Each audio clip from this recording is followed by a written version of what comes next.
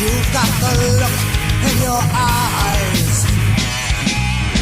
You're on the mission, burning ambition. You've got your eyes on the prize. You've gotta rise to the challenge. Show 'em what you've got. Step up and take what's yours.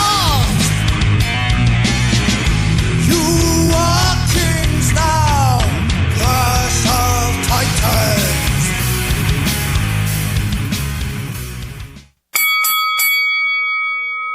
And there we are, the bell. Oh.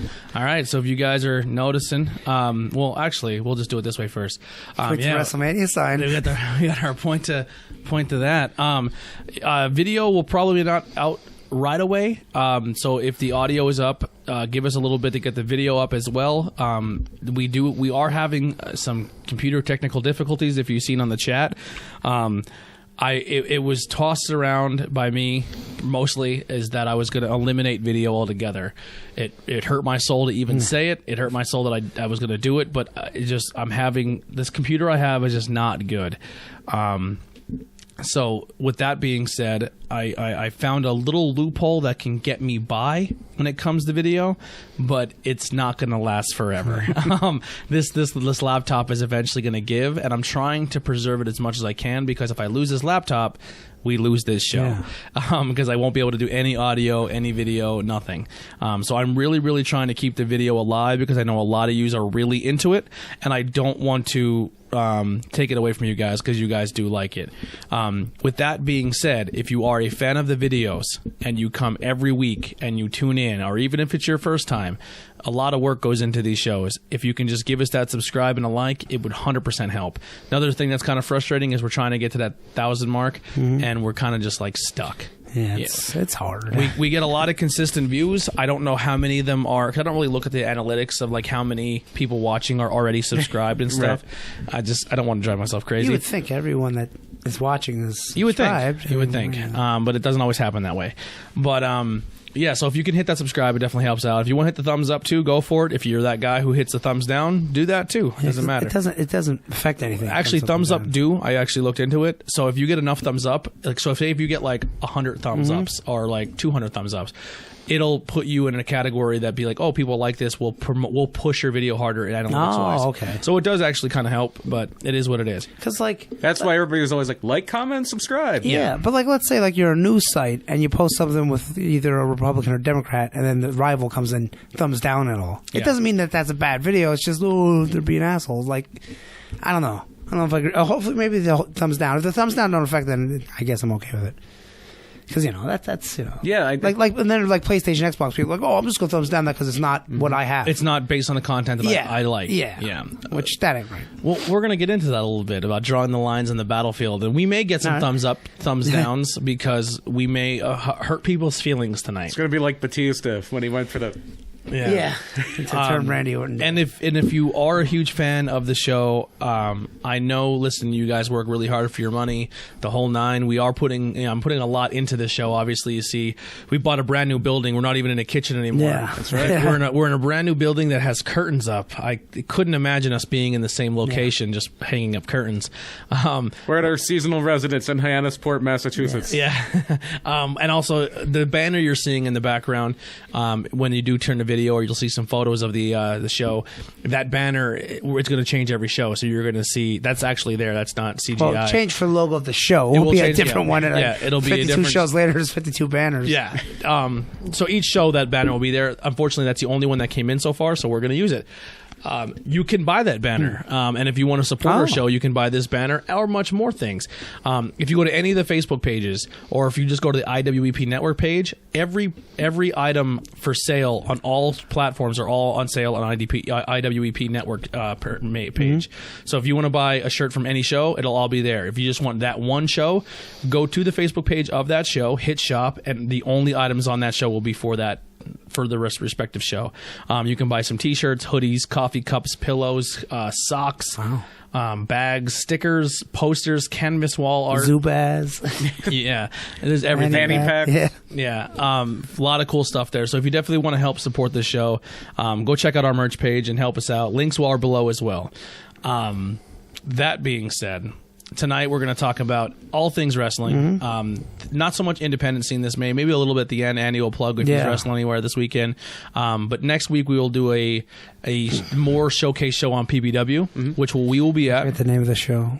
April Countdown, I think. Countdown. Yeah, and then in April it's like Madness or something like that. It's Countdown, and we will be there filming and getting content. And also you will see... And so we'll be the Headbangers. The Headbangers, Yeah. which I'm actually excited for. I'm a Headbangers I didn't know fan. either of them still wrestled. Yeah. Neither did I.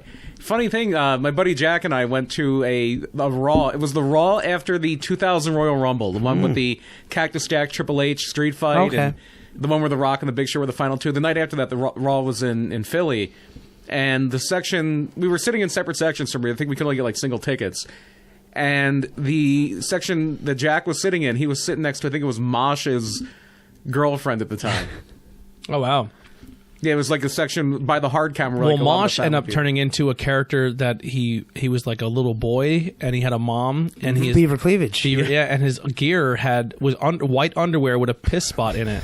It had a yellow pea spot in the crotch. I don't remember that part. I don't remember Yeah. that part either. I remember he had little boxers. I know Yeah, it didn't he would last. wear- I know yeah. it didn't last long, and then he had he just became Chaz after that. Yeah, Yeah, because Chaz. he's supposed to be banging his mom. That was the... yeah. Vince Russo thought that was a good idea. He did make it into not WrestleMania. Yeah, WrestleMania 2000. He's in it. It's Yep, Chaz. that's Chaz. Yeah. Yep. And Thrasher's picture was in No Mercy, but it was like with almost like Doink makeup. Yeah, you remember he's going to be what was it, DK? The Headbangers are in. Doink the Clown, DTK? That's it, right? Yeah. The Headbangers are in WrestleMania 2000, and you can also pick Chaz if I'm not mistaken, or you have to make them or something. No, Chaz is in one of them. Yeah, no, it might be No Mercy that Chaz. Yeah, the Headbangers are in one of the games. And I remember he wore like shorts like that, but they had a smiley face, like a yellow smiley yeah. face on them. Yeah, too. that's what it was. Yeah, yellow smiley face.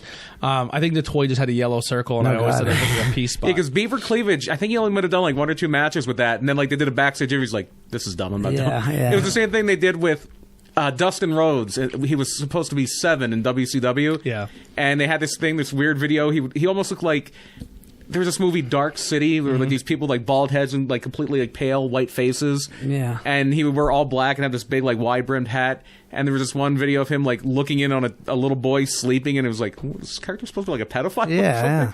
But and his name was supposed to be 7, and he has this entrance where he like almost floats down to the ring. And Yeah, because there's like fog. and he gets in the ring. He's like, "I look like an idiot. I'm Dustin Rhodes." And Yeah, they didn't which even is do a like, match. why even He shot on it. Yeah, it was dumb. He just wanted to put the makeup on. He's into that. Yeah, Yeah. So should have went with it.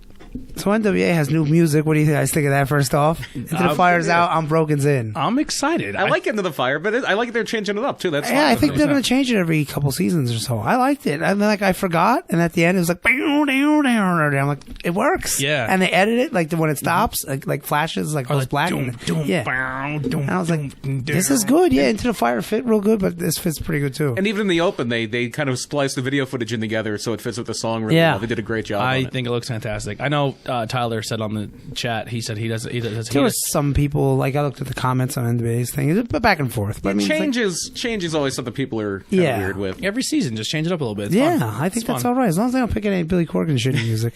I think there's Hard times. It's like, The world is a vampire. well, that would be even better. That Hard Times song was fucking awful. I think this was like a really good NWA power for ring work. Like It was.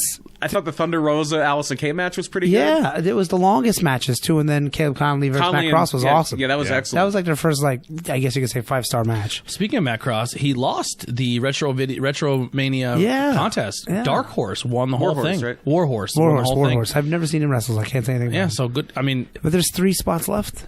well, that's the 3 characters that are. They're not indie guys. They're 3 spots. Yeah. That's what I mean. Like 3 Yeah. spots in the game. Yep. Yeah. So that should be maybe coming in a little bit. and the great thing with games now too, there's always a chance for DLC packs. Yeah. Maybe that tournament becomes an annual thing. 100%. You never know. Yeah, Matt So Cross in NWA now, so Yeah. he probably might be the next one. he might still make it. Yeah. How funny would that be? But man, that was a good match. And then even Sandow, Shooter Stevens had his match was pretty long because he kept trying to get a count out victory for some reason. I haven't seen it. I'm still so far behind on it. And then It's not Josephus bad. wrestled as Josephus. Yeah, and they said glad to see Josephus back.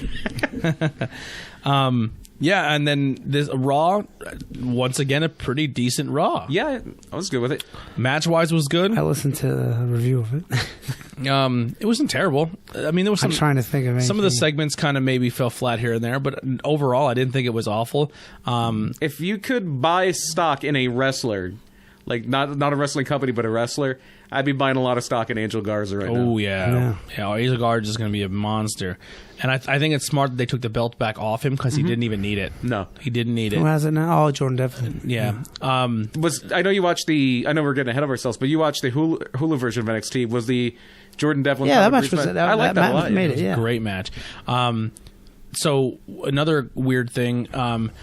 So one of the first debates I want to get into real quick, and it kind of sucks because Tyler's not here to do it. I know he wanted to call in, but it just I don't know. Just being a call in is just weird to me. If you're not we're not interviewing you real quick, like being on the phone the entire time is just it's tough to read the room and just yeah. But we had a topic debate of Dave Meltzer style reporting, where someone kind of goes out of their way to dig into the locker room and find out storylines. I think that was more so about backstage happenings and not storylines. though. Yes, so- that's what they don't want leaking. Like, don't be telling Right. them what you're getting for your contractor if you're unhappy. Yeah, I don't think they people they were saying, "Hey, don't tell them if you're getting a push." 'cause Yeah. Right. Just to frame this, apparently they're telling NXT trainees not to talk to dirt sheets. basically. But I mean, they've been saying that for years. But then, yeah, like they never hey, talk to Meltzer all Yeah. you want. Yeah. They would tell people not to talk to Meltzer when Meltzer worked for WWE as a consultant. Yeah.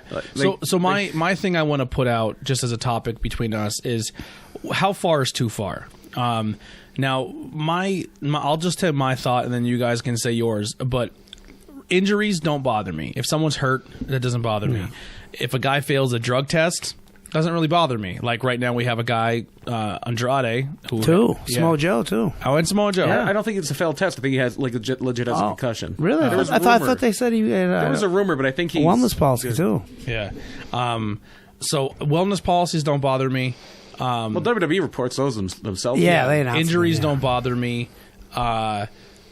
Honestly, even contract disputes don't bother me because that's something you would get out of sports. Yeah, he would just so and so's negotiating with so and so. Yeah, that doesn't bother me. But for people who are like, hey, we're going to get Charlotte to challenge Rhea Ripley for the title, even if it's a shot in the dark, when it does happen, it's like, why? I just don't understand why wrestling fans, this is just my opinion, maybe some people have other, but I just don't understand why wrestling fans seek that out. To me, They always want to know.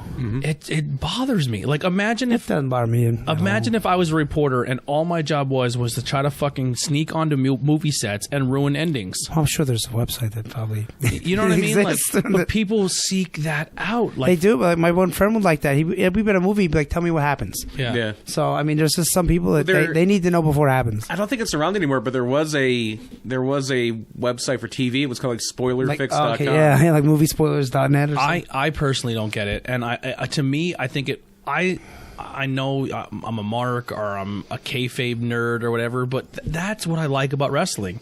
To me, it's a story. I'm investing time out of my life every single week, now multiple days a week, to watch your product, to watch your stories. Like, just because, listen, obviously the Rusev and Lana thing it may be stupid, and we all know because we know kayfabe that it's probably a punishment it's like a receipt for them for doing it before, and now they're trying to do whatever the case may be. But just fucking enjoy, see how the story plays out. You know what I mean? I don't know. Sometimes you can start a story will start, and you could be like, "This is gonna be a bad one." Yeah. I've watched movies in the first 10 minutes. I'm like, "Ugh, I don't know Terrible about this." example. Oh, yeah. But I mean, just knowing who's odds on favorite or knowing who's going to win the Royal Rumble because you heard it from to me, Dave Meltzer is just a giant spoiler machine. I that's not journalism to me. Well, that's just a small part of what Meltzer does. Yeah. too. He'll. But that's what catches. But the best work Meltzer does at this point, because he doesn't have a whole lot of sources in WWE anymore. Yeah. The best work that he's doing now is actually if a wrestler passes away, Yes. Yeah, and writes doing a a big biography, article, and that's the best work he does by far. Now, does he does he do as much spoilers for like WWE as he does for New Japan? Like, hey, by the way, that's one thing. Rumors are saying Okada might be winning the G1 this year or something like that. New Japan is very they're very good at keeping that a lid on that. I mean, you can kind of see where they're going with the storylines. Like I knew Naito was going to win both belts, Right. but they could have threw a swerve there. Yeah, and even WWE, like they kind of know things get tipped off about matches and programs and things like that. But as far as results, look, I read the Observer every week.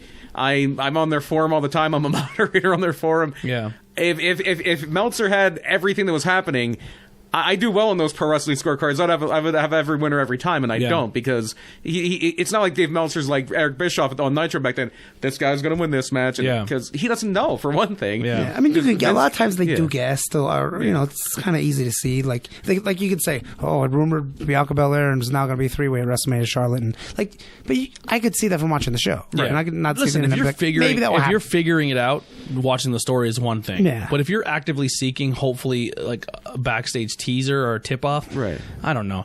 Just like I know you were saying. Sorry to cut you off there. I know you were saying in the chat, like kind of that kind of thing ruined WrestleMania for you last year. Yeah. I can't think of one match at WrestleMania last year where I didn't know the ending just from this is where the story's going. Like there was no doubt in my mind Kofi was winning. But even there was no doubt in my mind Becky was winning. But even going into that, I remember reading reports. I'm not going to say it's Dave Meltzer, but I just remember seeing reports on Facebook and different news outlets like, hey, if you were upset about Kofi not winning at Elimination Chamber, don't worry. The backstage rumors are he's going to Minute Maid. But I knew, I knew before Elimination Chamber, he's not going to win here. It's going to WrestleMania because it's bigger. Yeah. I didn't know if they were going to go that way, because at the point I can't speak today. At the point Elimination Chamber was happening, the rumor, or when it became kind of apparent on TV that Kofi was where they were going, the rumor and the dirt sheet things at that point was it was going to be Daniel Bryan and Kevin Owens. Yeah. And you're looking at the TV, and you're looking at the way they do on TV, and no, it sure seems like Kofi's going to be the guy. Yeah. And lo and behold, that's what it was. You could usually you'll divine more by reading the tea leaves as far as who's going to win a match than by somebody actually reporting. Unless somebody's leaving and you wouldn't know. Like the Revival probably are going to win a whole lot until if they're even used. Yeah. Because they're on their way out, but you just know that because they're on their way out. Yeah. Now, maybe this is just I guess feedback from you guys as well. Is when we report news on our page, do you want our opinion on stories, or do you want if we get a tip saying, hey, possible spoiler, this may be happening this week before it happens, are you guys interested in that? Is that something I think a lot of people are. A lot of wrestling fans want to know. Yeah, wrestling fans are gossip hounds. Yeah. Then they feel a part of it, I think. To me, I hate it.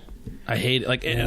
I think a lot of people... It's one thing since the internet, you can't really... They want to be behind the curtain. Yeah. Mm-hmm. Now, coming from a guy who got his first opportunity to be behind the curtain at an indie show, I could have known the whole card. Yeah. I chose not to. And guess what? I enjoyed the show more because of it. Obviously, there at the show, I was like, oh, we put the two and two together. Right. But on the same token, I was like, I don't want to know. Mm-hmm. That's why would I go pay to see a movie if you're going to tell me the end? But the same thing, we weren't smartened up in at the Rumble. We had a feeling Andy was going a long time. Yeah. Because he came in number one and everything. But and Andy was walking around with a huge smile on his face. Yeah. And he's asking everybody in the building to time it for him. Yeah. But because even he came up to me and goes, do you want to know? I said, no. Yeah. And all I said is, are you going to beat your record? And he goes, it's looking that way. Yeah. And I was like, that's all I really, that's all I wanted to know. Good for you. That's awesome. But what I'm getting at, it has nothing to do with that. It's, as soon as Facade came out through that curtain, we're like, oh, he's winning. Yeah. Honestly, I thought Chris Banks was winning. Really? Until Facade's music hit. See, I would have seen them. I would have said, well, Deshaun or Chris Banks or Facade when he came out. Or maybe Bro because they were last. Yeah. No, I was like, Facade's winning this thing. Yeah. As soon as Facade's music hit, I was like, oh, he's winning. Yeah. And I like how they're taking a break 1 week from Facade. I know, one show. Which that's pretty smart. Maybe they couldn't book him for that, but What show is it? He's not the next one in February. He's not the one next Saturday. Next Saturday. But then he's at the April one. So I guess he gets a shot in April. Yeah, I got it. Well, no, he's going to wrestle. They're doing a mixed tag. JTX. That's in the summer. Oh, okay. I know there's a show they're doing at some point where it's going to be him and Danny Moe against Deshaun and Christina. Oh, is that the next show then? Maybe. Yes. Maybe. Okay. Maybe and Bro was going for the title. Oh, okay. Yeah. Well, which I love, Bro. But yeah. You're not winning that belt. Do not ruin that storyline. But yeah, I mean, but that's like another thing where I mean, you could have known. Yeah, you could have, like, anybody would have told you that. Like, you're kind of with it at this point, as far as PPW goes. But just by kind of divining it, you're like, okay, Fasad's going to win. Yeah, because and that's to their credit, because you can say, oh, it's predictable, but sometimes the reason something's predictable is because they're telling a good story, and people want that, and PPW is telling a good story. Yeah, and even when I watch a story, like, just kind of in my mind when I'm watching pro wrestling, I try to watch it as if I'm a 7-year-old again. Like, when I try not to know what I know and put that in, like, I kind of want that charm still. Like, I'm hanging on to it. Like, I'm hanging on to kayfabe. You know what I mean? Okay, I think I kind of lost that a long time ago. Yeah. And then it's kind of one of the things when you, like, gotta realize, okay, like, it's not real, but I still enjoy this. I was also getting the Pro Wrestling Torch when I was 12. Yeah. So like, same here. So I had that for a long time. And then once I hit high school and I started finding out about the news sources and Pro Wrestling Torch and stuff like that, I think that's what told me, like, why do I have to watch this anymore if people are just going to fucking tell me before I watch that week? I mean, you can always just not go to those sites. And, but it's there. I mean, it's hard here because you host a podcast and news is out there. So the internet hit, it's hard. But I mean, it's like, so that's what, just because you know what's going to happen does not mean it now sucks. But here's the thing. I think sometimes when you have certain people reporting things, they're reporting from a biased standpoint. Like, sometimes. Like right now, it's not cool to like WWE. Yeah. Anything WWE does, you are to shit on it, and everything AEW does is supposed to be fantastic. Yeah, but people are you can't just when AEW sucks. They're saying it. Yeah, even and it, to a degree, it's true. I don't know. Nightmare Collective. Everyone agrees that sucks. No one's saying that's good. Brandy.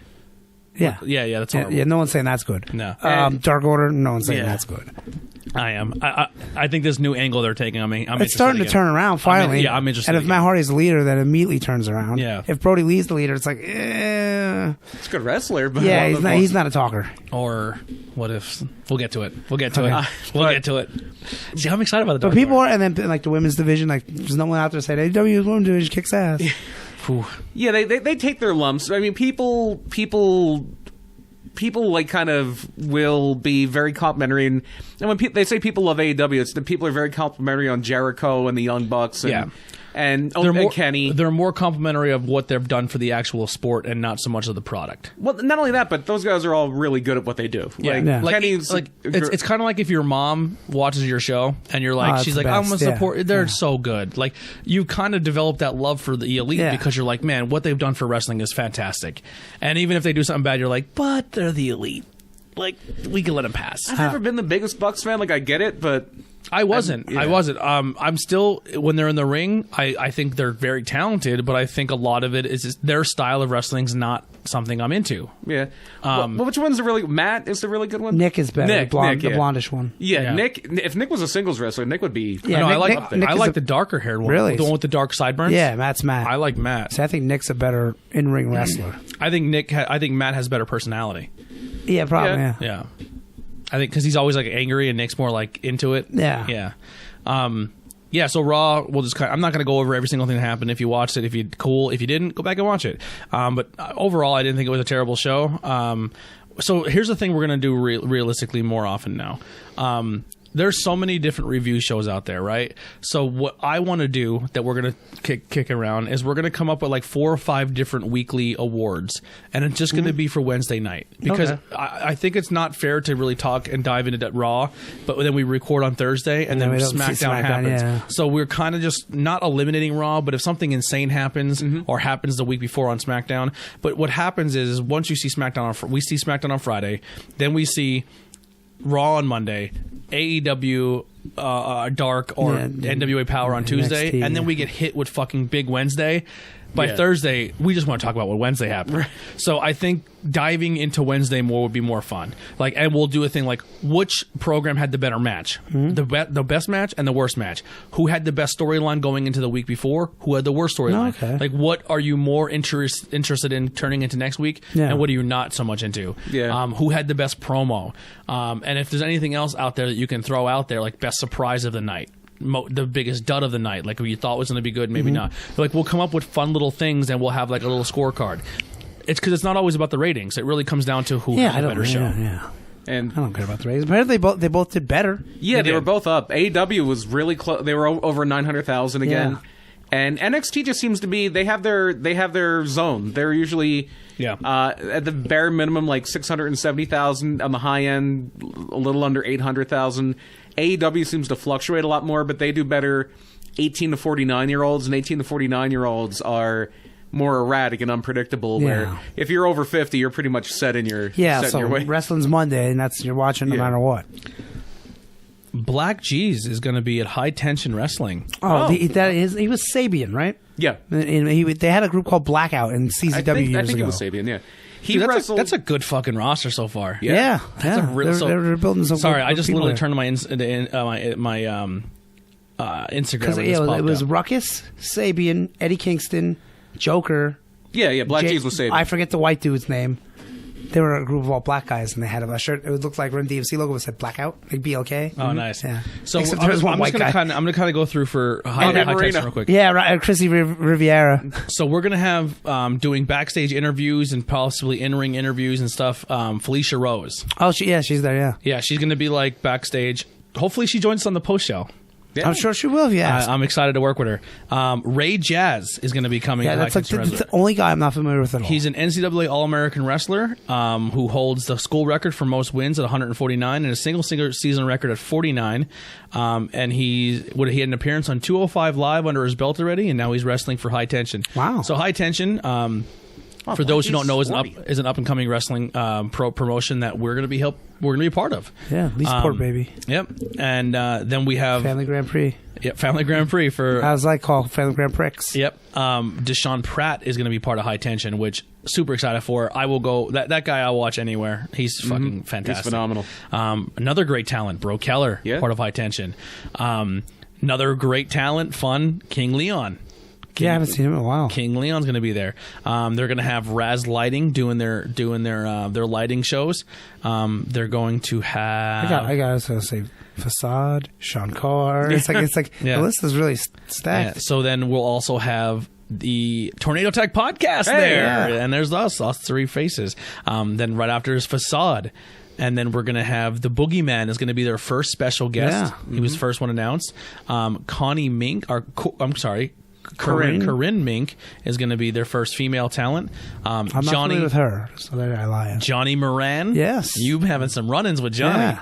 So you guys are having some great chemistry in the ring.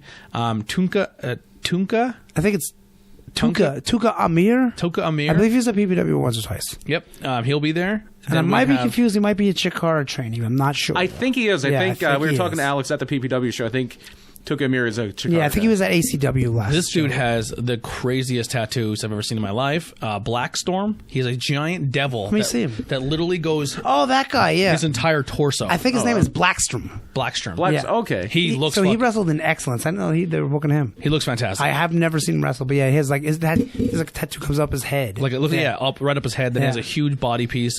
Chris Levin is going to be the senior official. He's a ref for Impact Wrestling. Yeah, Impact? Chikara and Yeah. Impact. He's Chris is a cool guy. I think this is this Let me see. GoPro Wrestling is going to be the one filming everything. Oh, Stockade is going to be there. yeah, he's an ACW. They're going to do a High Tension Wrestling podcast, which hopefully we get to work with those guys too. Then the Nice. big announcement that happened at halftime, the main guest of Yeah. the first show, Joey fucking Ryan. Joey Ryan. We have an opportunity to possibly get Joey Ryan on the post show, which would be Yeah, or fantastic. even get this is Joey Ryan. What you're listening to just one of them little clips. Yeah. Snippets.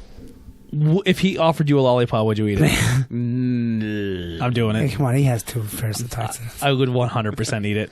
I wonder who he's going to wrestle because there's no matches Where's he announced. appearing? No, he's wrestling. Oh, he's wrestling? Yeah. nice. He's He's wrestling. wrestling. I don't know. Boogie Man might just appear. Danny Moe.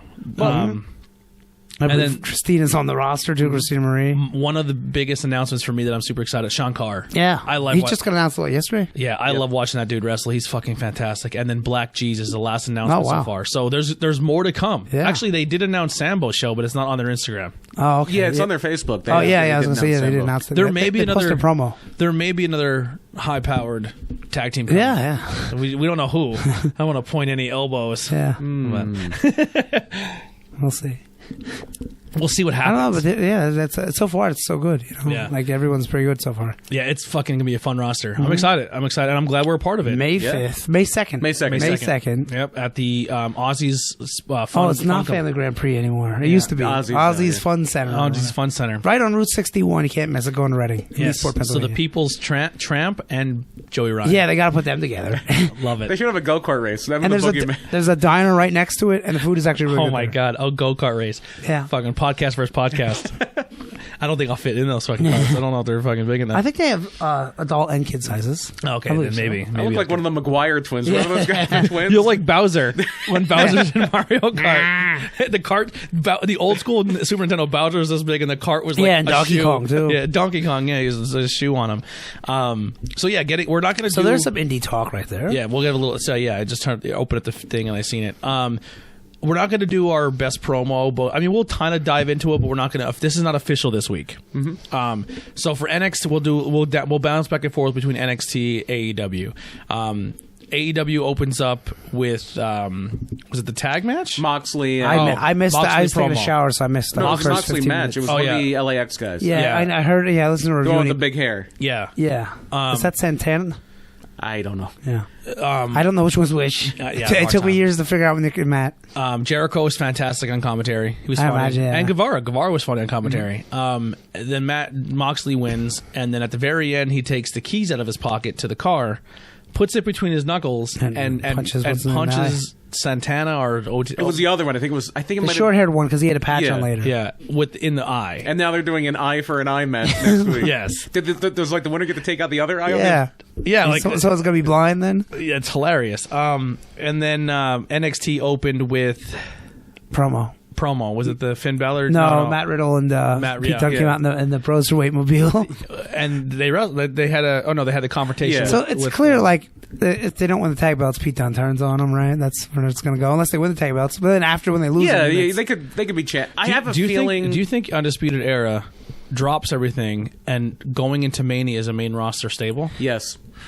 I feel bad for them in the main roster. I think they're going to be... Where do they go? Raw or SmackDown? These guys are too SmackDown. small.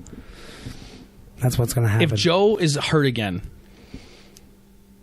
but he's such a big baby face. I think they're going to wind up on SmackDown just because I know they. I would maybe say I know so. they I don't said. know, though. I know they said Fox was impressed with Adam Cole when he came in when they had that trouble with Saudi Arabia. Yeah. I think you have a really good. I think they would be really good feuding with like Daniel Bryan at first. Yeah.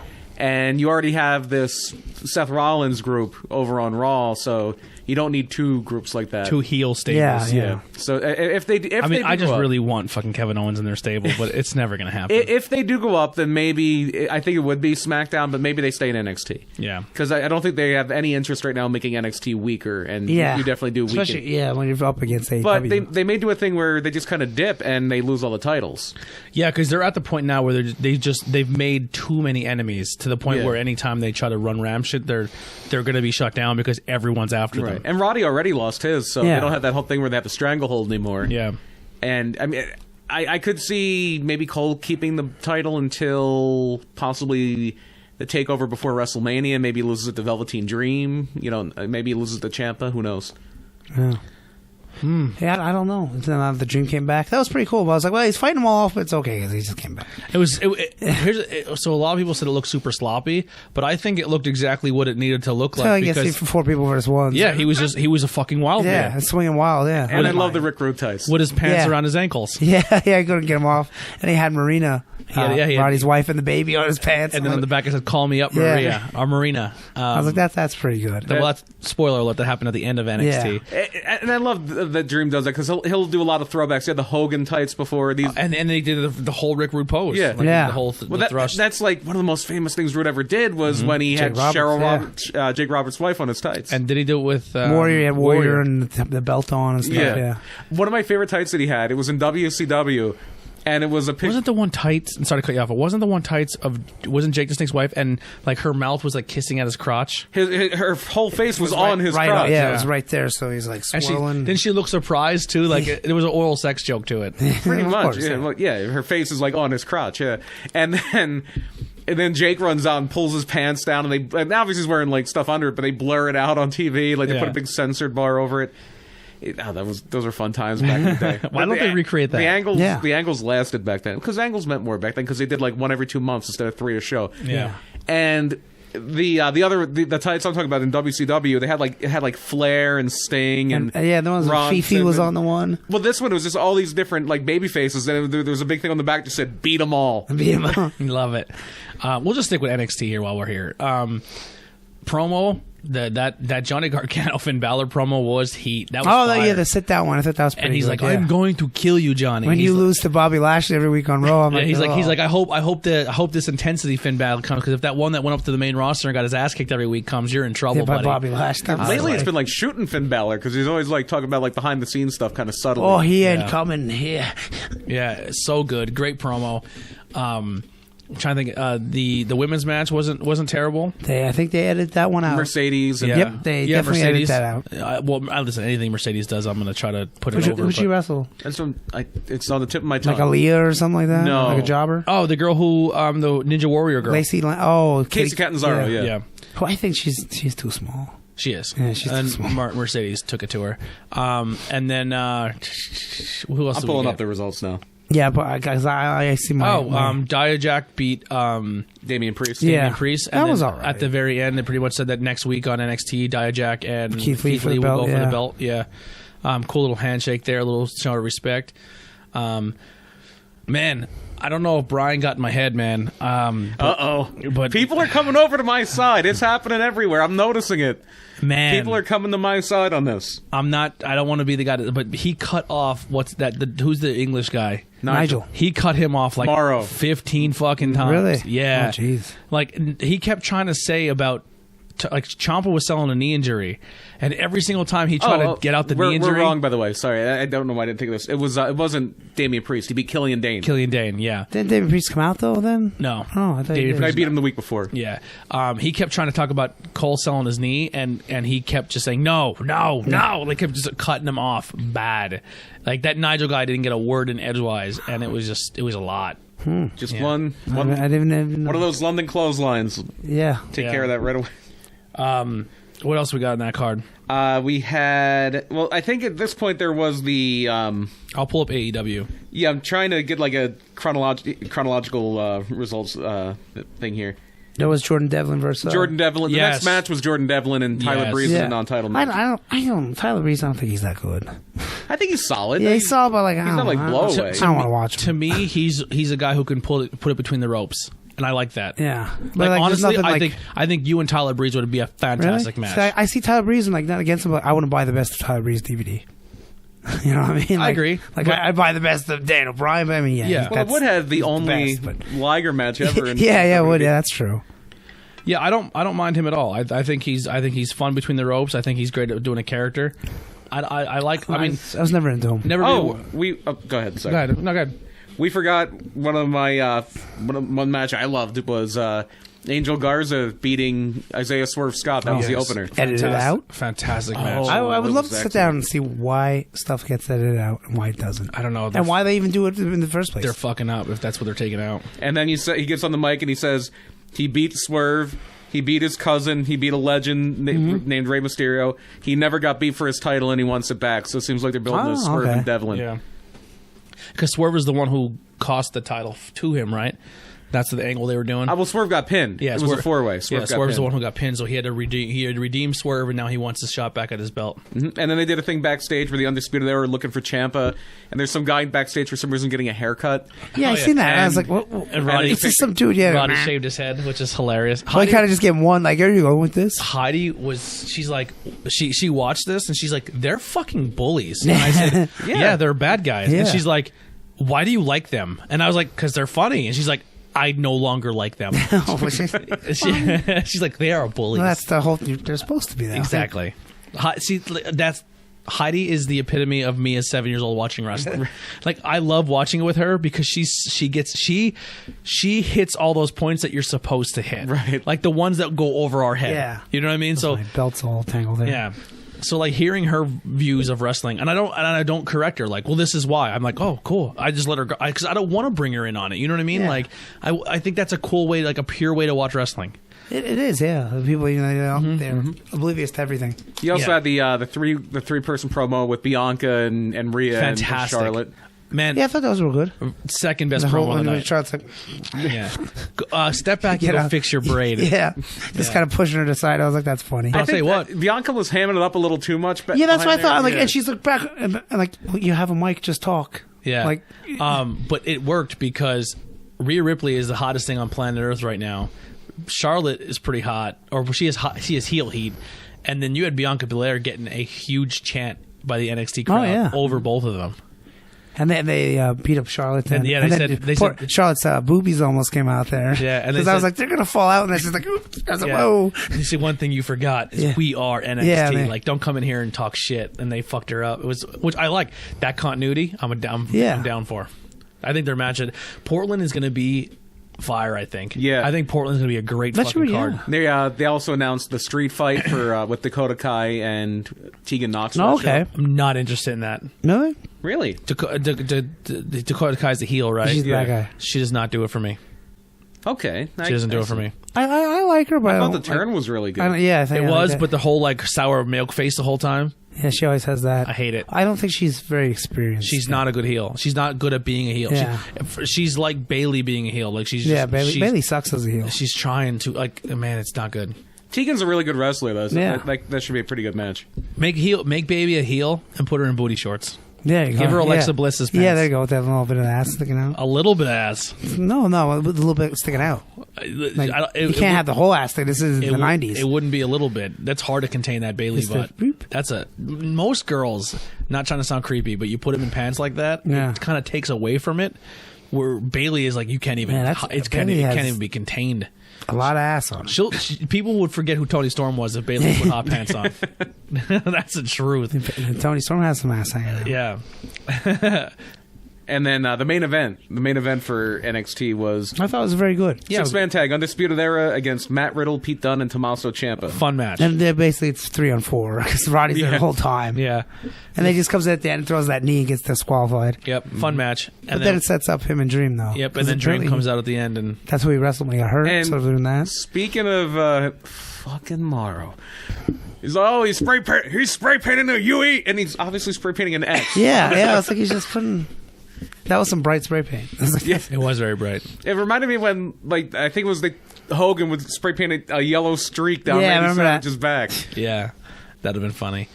Great. Without spoiling it, we won't get into what we think is better yet, but let's dive into AEW. And then obviously, what we said earlier, Velveteen Dream came out at the Yep. very end. That 520 was him. Yep. And he comes out and cleans house and has his recruit tights. Yeah. Yep. And it's a happy ending. Moxley versus I liked it. Ortiz. I enjoyed it. It was fun. It did I exactly didn't what it's see supposed it. to be. It was pretty good. I heard it was like 7 minutes. It wasn't mind blowing, but it was fun. Moxley's like one of the most over guys, top 5 Oh, yeah. guys Yeah, in the totally. company that are over. Tag team that I'm not super into, but they are slowly every week winning me over. Best friends. SCU versus Best Friends. So there's a spot during this where everyone's on the outside of the ring knocked dead. down. They're all laying down. They're all dead. And Orange Cassidy walks over and looks at everybody and just lays down with them. Yeah, that's why the dives. Hilarious. People are going to lose their mind when he plays his first singles match. Yeah. And then JR just spends half the match talking about Too Cold Scorpio for some reason. Yeah. Yeah. Then the Dark Order comes out. They beat up Cassidy pretty bad, and then they throw him out, and they try. Yeah, they offer him a mask, and he doesn't take it. He just puts Oh his yeah, hands in the yeah, pockets. yeah. And then Daniels comes out, and they offer him a mask, and no, he's They telling back off, yeah. They're telling him he's like pretty much begging them to beat him up, and they're like, nope. And They're making it seem so much that he's the exalted one that he can't possibly be. Right. Yeah. Because that's... Yeah. Well, he was. Go tell your WWE story. Yeah, Here. because apparently he was supposed to be the higher power, the Yeah. greater power with the Undertaker. What a flop that would have been. And then, yeah, Vince- he wasn't in WWE, and he was little for the time. Yeah, Vince saw him was like, So- he's too short, pal. I would have been, even if he was 6'9", people were like, well, who is this guy? Yeah. Yeah. So The one name that was bandied around that would have been maybe good if you could have kept him under control was Jake Roberts. Yeah, Jake Roberts. Remember that? Oh, that would have been They even fantastic. said the Ultimate Warrior and stuff. They had that thing on the Raw, and they're like, we've heard all these names of the Ultimate could be the higher power. Undertaker, you want to play 21? SCU is just so entertaining. Yeah, they're a great so team. good. Like, so at first I was like, man, there's not a lot of, like, I said it before when this first started. I was like, man, there's no one really in AEW that's getting me, that's snatching me up. Besides, obviously, like the Jerichos and stuff. Sammy Guevara has come a long way for me. Oh yeah. Santana and Ortiz have come a long way for me. Like, they're fun to watch. SCU is fantastic. The Dark Order, I'm slowly turning to them. Like, there's a lot of cool. They seem to have more focus now, which is helpful. It all depends And on that payoff. they're not trying to do two evil stables on one show. Yeah, that was a they problem. just kind of deleted the one. And it's less like they're trying to recruit everybody, and now it seems they still are to a degree, but it seems like they kind of have them zeroed in now with SCU. Yeah, and that's going to be your tag team feud away from the title picture. This is my weakest match of the night. Sasaki or Yuka Sakazaki versus there's- Britt Baker. So she's really good, Yuka. Yuka is amazing. And she only had the 2 matches, but they should have had a little promo video that just, hey, she hasn't been here a while, but look at this little package. As she comes to the ring, she's doing cool moves and dancing around. You're like, oh, I remember. Yeah. AEW Britt sucks. Yeah, Britt Baker's not. She's not good at all. Like, there was Yuka goes for the Rana, and she's like, oh, and I'm like, she could have dropped on her head. Yeah, and then it ends with her curb stomping her mouth and she's spitting out teeth and blood. And then she puts her in the lockjaw again. She's the evil dentist. Get Kane over to teach her how to be an evil dentist. So we watched a guy get a key to the eye and a girl lose literally teeth and spit blood up. Just keep that in the back of your mind. I didn't like that at all. This is like wrestling as a Saw movie. So I just want to put this out there. Bleacher Report that I'm getting this from gave everything so far on this card a B, like a B plus or a B minus. Gave this an A plus. Really? Oh my god! It made me think Britt's hot. Yikes! Yeah, they like the angle. Yikes! I like Yuka, and then she's really good, but even she couldn't do much with Britt because Britt's not good. So we have the Elite versus the Butcher and the Blade. And what happened to Chris Statlander? She was like the most over woman, and now she's not even. Yeah, don't even put her on TV. She couldn't make that one match, and then it's like, we forgot about her. Butcher and the Blade and Lucha Bros. Now, this is the 8-man tag. Yeah. This dives into our second beef with AEW, and I think it's a collective thing. I could be wrong, but stop putting all your storylines on a YouTube channel. Not everyone watches that. Yeah, no. I know I'm in the minority. I don't like being the Elite. I'm not a fan don't think it's either. funny. I don't like it. So I watched it, the older ones, before they were AEW, and that show does have good content when it comes to interviews and them talking to each other, and they do. Now I was told that I'm wrong when I said this, but they put in a little bit of storyline continuity, and then the rest is just them doing skit comedy. Right, skit comedy. That if it was on Raw, people would be like, "Oh, this is stupid Vince comedy." Exactly. But it's usually, sometimes the skits go towards the storyline, and sometimes they don't. Yeah. Like this one where Scorpio Sky kept eating candy. And he'd say like, "Oh man, that's like something." He would say the candy's name, and then Matt would just come up and make him eat it. And there's no payoff. Like, I don't get this. It literally seems like it's a lot of inside jokes between them that they put on video, and then we're supposed to understand. And then, I hate to say it, Mark fans dive into it and they're like, "Fucking genius!" It's to me. Like, I enjoy the show, but like some of them aren't good, but then some are good. Yeah, to me, it just I shouldn't have to tune into that every week to see what you're going to do on Wednesday. Or if you do it there, then just replay it, the 20-second clip on Dynamite. Yes. That's all you got to do. It would be. There's so many little things that if AEW did them, they would be a million times better. Yeah, you'd be like, oh, okay, I understand why Hangman's suddenly drunk. Yeah. So this kind of is showing the breakup of the Elite, and Hangman doing his own thing. Do you think this pays off to Cody? Kenny versus Hangman? Kenny, not versus Hangman, but he has to side with Hangman because there's tag, and then it kind of breaks him off of the Bucks. I don't think they'll ever really separate them. I think they'll get to that match. I guess. Yeah, they'll probably have the match. I guess next week there's a battle royal, and then the winners, a tag team battle royal. Yeah. And the winners, when they said it might be Lucha Brothers. Well, it's going to be SCU versus who was it now? Hangman and Kenny next week. They get the rematch. Oh, is it the rematch? And then then the battle, the tag team winners of the battle royal get the next title shot. Yeah. I think it's like the pay-per-view, right? Yes. So Now, So they could be the Bucks. They could go for that match right away, but probably the Lucha Brothers because they're not really doing anything right now. Hangman comes down before everyone else does, doesn't participate in the ring entrance, like pretty much refuses to tag in, and ends up, long story short, cost them the match. Yeah. And then they have a big fight, and he just walks away. But Hangman is getting over with the drinking gimmick. Yeah. So, I mean... But he's getting over as a babyface. Like their end goal is to turn him heel. I don't know if it's going to work that way. Yes, I think if you got to just course correct and just make him a babyface then. Yeah, I think you make him heel, but Kenny's like, well, fucking dude, he's my partner. I don't want to. And then the Bucks are like, tag champions. The Bucks like, well, listen, dude, you're against us or you're with us. And he's like, well, he's my partner. All right, well then we're coming for you in them titles. Yeah, it's hard because that audience isn't going to boo Kenny or the Bucks. Yeah. I mean, they might just playing along with Kenny. I don't know if they would ever boo the Bucks. Yeah.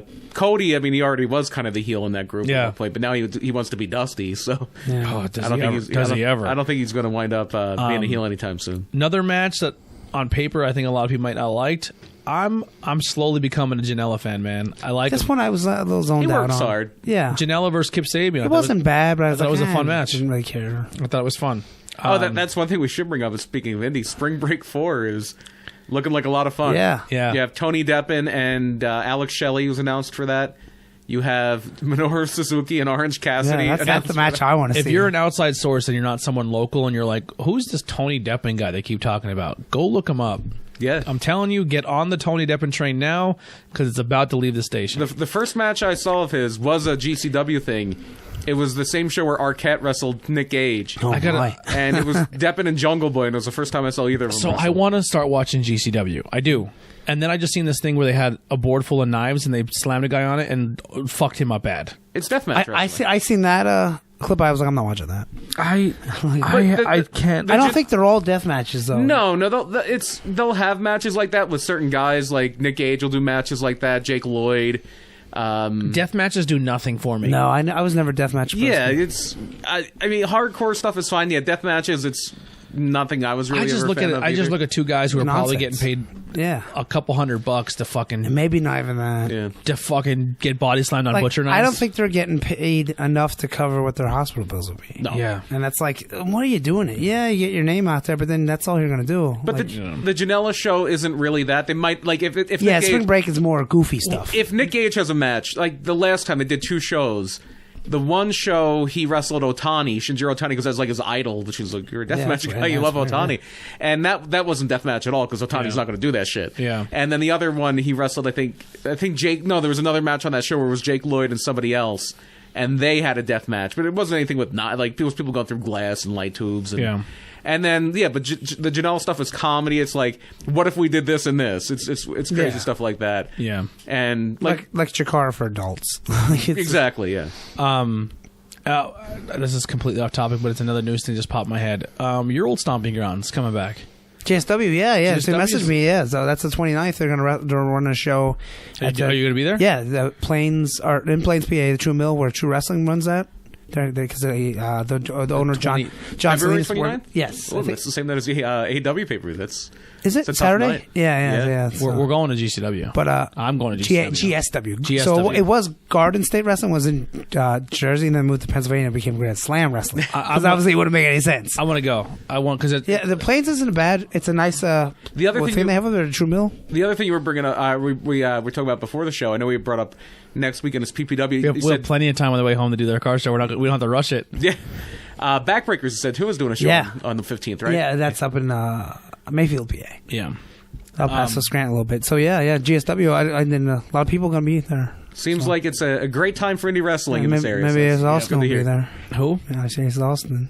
Ace Austin. Ace Austin. He was on the roster. Yeah. I think he was. Deshaun Pratt. Yeah, he was there. Speaking of the Garden State, yeah, there was a lot of people there. There's royalty down there. Yeah, we were me and Matt Turner were tag team champions when folded, so I have the physical belt. You do have the physical belt. And then there was you should bring it next show. Yeah, I still have it, and I have there was the Adrenaline title, which was like the X Division title, and then there was the World title. I believe they never asked for it back. No, because they know me, so that's like. Kit Raff had it, the Adrenaline title. He lost it to Cloudy. So Blue and Gold were the champions. Yeah. That's fucking awesome. I would trust Andy with anything. I would too. I still have the belt. And I gave him all my old podcast equipment. Yeah. And I forget who had the world title. I forget. It was good up there, but they had some falling out with the building and blah blah blah, and never came back. But hey, now so True Wrestling will run out this place, and then also GSW. It looks like cool. I like when promotions. I mean, it's not official, but I mean, this show is official, but I don't know. Like ongoing shows are like it's looking like it's going to happen. Yeah. So that's cool. So the last thing for AEW, ladies and gentlemen, wasn't there? Nope, this is it. 10 lashes. Oh yeah, it went by really fast. It did. Yeah. I'm gonna spoiler alert now. I did not like this. I wasn't crazy about it either, especially after you already had to attack things that were worse, I think. Yeah.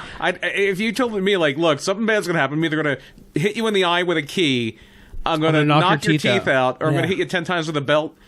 Get that belt ready. Yeah, take the belt. I've been getting beat with belts my whole life. Like this, I just don't like. Now, listen, I've never got hit with fucking by MJF with a belt, but like, still, I have, but I don't want to talk about it. Yeah, like I just. All right. I see. Here's what I say. I say it was a fine segment, but it's kind of dated. Now, if it was the '80s, they would have really been eating it up. But like, we see so much nowadays that. And especially when you're seeing a strap match, it's like, well, I just seen that strap match. And they were straggling each other. So, I mean, yeah, it does. I mean, most people, they will say, oh, yeah, I could take 10. No, you can't. There's people that get in the wrestling ring. Oh, chop me. I'll take 10 chops. They take one, I'm done. So. All right. That's what I have to say. Most people cannot take. I would fucking 100% give a 10 lashes a shot. I would. And you get your belt. Yeah. To anyone that says that, let's try and see how far you get. All right. That's all I got to say. So here's my thing. I'm going to tell you right now. If I start taking the 10 lashes, you wouldn't need to call all my best friends, my wife, my best friend, my coach, my trainer. Bit over dramatic. And you wouldn't need to help me to my feet after it was done. Yeah. So this is my problem with it. He gets hit with a belt the first time and immediately gets right in his face, and he's like, fucking hit me. Yeah.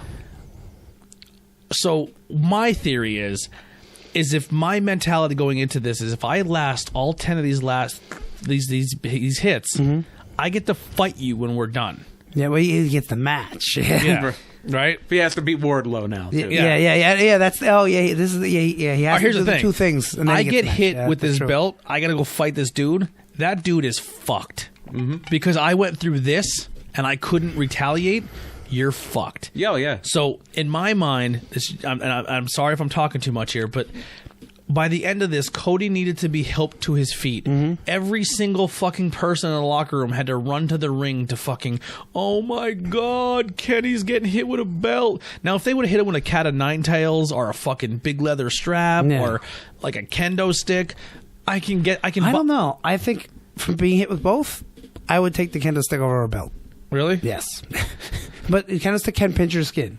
Yeah. But after a couple whacks, kendo stick does break. I'm not. What it made me think of was Tommy Dreamer and Sandman. Yeah, that thing. And I was like, ooh, this is pretty brutal. And they did it really well because he's getting up, thank you, sir, may I have another, bam. Yeah. And he's getting back up. So, like, I'm not disputing the fact that hurt. It was overly dramatic. It fucking guaranteed it hurt like hell. It's not fucking easy to do. And it's but he looked like he got hit by a car. Yeah, and it's one of those things like they always say in sports, are you hurt or are you injured? It's going to hurt, but I mean, aside from like maybe scarring or bleeding, nobody's going to die or have a career-ending injury from getting hit with a belt. He looked like he was dying. Yeah. He looked like he needed to go to ICU. Horrible booking. The way I would have done it, if I'm writing that story, all right, up until like 7 or 8, dude, sell it. You're hurt. Maybe don't fall to your fucking knees and cry and reach out to your wife and your best friends, but like lay on the ropes a little bit. Fucking be like, oh my God, this fucking sucks. But by your 8th and your 9th and your 10th, you get fucking angry. And then after you get hit with the 8th, you beg for the 9th, tell him to give you the 10th, and then ask for the 11th. And then when you're done, be like, yo, that's the Tommy Dreamer angle. Exactly. You're fucked. You're fucked next week. Like, you look at this big dude and be like, you're fucked next week. And then if he kicks you in the nuts and runs away, that's how you book it. But for him to be fucking completely... What is he going to do? Is he going to get thrown into a steel cage twice and lay the fuck down and need everyone to come out and fucking cheer him on? Yeah, but I mean, you can't look at it like that. I mean, like I said, the stunner. We took everybody out. It doesn't hurt at all. Yeah. You gotta display. I mean, yeah, Like Cody has been a fucking It was- warrior for your company. It was a little melodramatic for my taste. Yeah. That's why I say it was a little. Yeah. It's overly dramatic. He's been a warrior. He did a suicide dive through the ropes and fucking ripped his skull open Yeah. and got up and finished the match like a fucking champion. He got hit with a belt 10 times and he fucking died in the ring. Yeah, but I mean, it's all. And here's my story. argument. In the old days, it's supposed to get sympathy, and Yeah. you're supposed to like have like people crying in the I mean, in the crowd. old days and you would've, people you know, trying to but, run like, in and stop it. Yeah. That's what they're looking for. It's just nowadays. It's like people are like, oh, To me, you're over baby facing this guy and you're losing it for me. I'm not. See, I don't. I'm not No one's interested- gonna boo Cody. I'm not interested. Is like he's losing interest for me. I see, but you're in the minority. Yeah, I didn't I know. hate it. I hate it, but like it was whatever for me. Going into next week, I don't care about this cage match now. I think the cage match is on the 15th. Yeah. Yeah, I don't think it's next week. I think it's 2 weeks now. I'm just I'm just interested to see what Wardlow can do because I know very little about the guy. Yeah, I've never seen him wrestle. It just wasn't good for me. I didn't like it at all. I thought it was terrible booking. Like Brandy's supposed to be a fucking evil witch doctor. Nope, I think that's they're- yeah, gone. they're Gone. I think and she they're- fucking runs out. Yeah. And she just like, oh my god, my heart. Like, But I'm okay with that because it was such a bad angle that I'm glad it just. Let's Yeah. not talk about it. it just, I don't know. It just did not sit well with me. It did. I didn't think it was good as it was. Like honestly, Some people are saying it's the greatest thing. I'm like, I don't know about that. would you rather get fucking an entire can of dog food shoved in your mouth, or would you rather get hit with a belt 10 times? I would 100% puke if you put dog food on me or in me. See, I want to puke from that, but I wouldn't want would. to be. I'd rather be involved in the belt thing just because I think that's a better angle. Yeah. And then, Yeah, neither one's great. Yeah, it'd be And for how remembered. much shit everyone, including me, gave WWE for saying every 30 seconds, the dog food. Yeah. They fucking talked about that lashing every chance they had. Oh yeah, they really put it over. That was. It was the the main exact event. same fucking thing to me. And they were both terrible. I see. I don't think the lashing was terrible. Yeah, I did not like it at all. I think it was bad. I wasn't I a think it fan. just dated, Yeah. over dramatic. He is trying so hard to be his dad in storyline. Oh yeah, I mean, It's disgusting at this point. that's Be that's your the whole own thing. fucking person. Well, Be your own person. I think it I don't worked know. with Jericho, but I look think at Charlotte. You know. I think it worked with Jericho, but But Charlotte's not the dirtiest player in the game. Yeah, well, she's almost like She can be. Yeah, she's almost. I mean, not exactly, but yeah. I think she's walking the line, but she's not she's not fucking completely doing her dad's storylines all over again. I mean, they kind of, sometimes they get her in close, but you know, I wish she was. I wish she would come out and say she's banging all these dudes. That'd be and amazing. That would be.